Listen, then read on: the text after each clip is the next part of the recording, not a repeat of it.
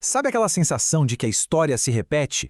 Hoje a gente vai mergulhar numa obra do século XVIII que, falando sério, parece que foi escrita ontem. É o Tratado sobre a Tolerância de Voltaire. Tudo nasceu de um erro judicial terrível e as ideias dele ecoam hoje com uma força absurda.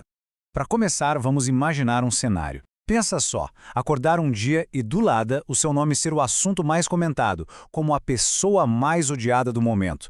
Sua foto circulando por todo lado, uma multidão pedindo a sua cabeça, e a única prova contra você é a sua fé.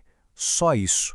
Sua familiar parece um roteiro de cancelamento, daqueles implacáveis alimentado por correntes de WhatsApp, não é mesmo? Um verdadeiro linchamento virtual acontecendo agora. Pois é, só que não é bem essa história.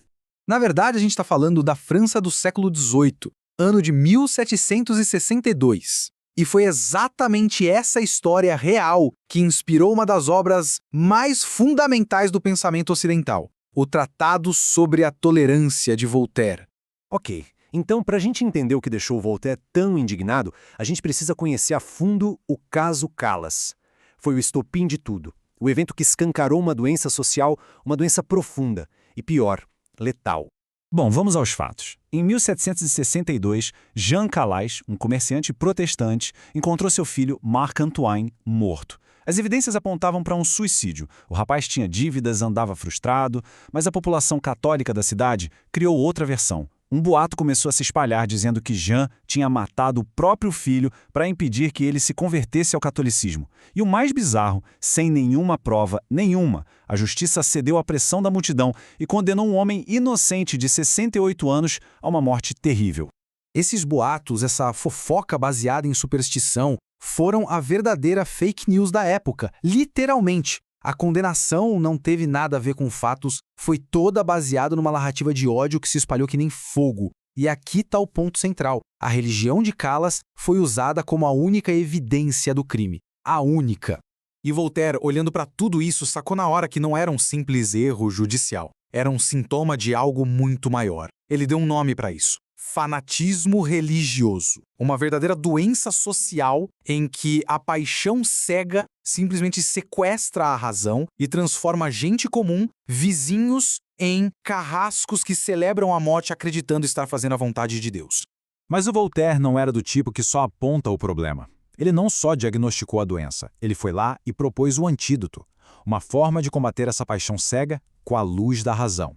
E aqui a gente chega no coração da ideia dele. De um lado, você tem o dogmatismo, que exige o sangue de quem pensa diferente. Do outro, o que ele chama de religião natural. E calma, não é nada esotérico. É uma moralidade baseada na razão, na experiência que todo ser humano compartilha e que não depende de um único livro sagrado para promover a paz e a coexistência.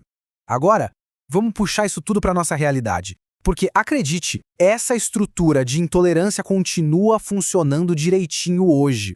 As mesmas engrenagens que esmagaram o Jean Calas ainda estão girando e com uma força que assusta. A lógica é perversamente a mesma. Pensa comigo, lá no século XVIII, ser protestante era a proma da culpa. Hoje, a identidade de uma pessoa muçulmana pode ser usada como uma sentença de culpa, antes mesmo de qualquer fato. Aqui no Brasil, a gente vê praticantes de religiões de matriz africana sendo hostilizados em nome de uma suposta guerra espiritual. Percebe? A estrutura é a mesmíssima. Essa tabela detalha bem o mecanismo. O alvo muda, de protestantes para religiões de matriz africana ou populações muçulmanas. A acusação também se moderniza, de heresia para ameaça espiritual ou terrorismo. Mas a tal prova continua sendo a mesma. A identidade do outro, usada no lugar de evidências reais e alimentada por estereótipos e discurso de ódio.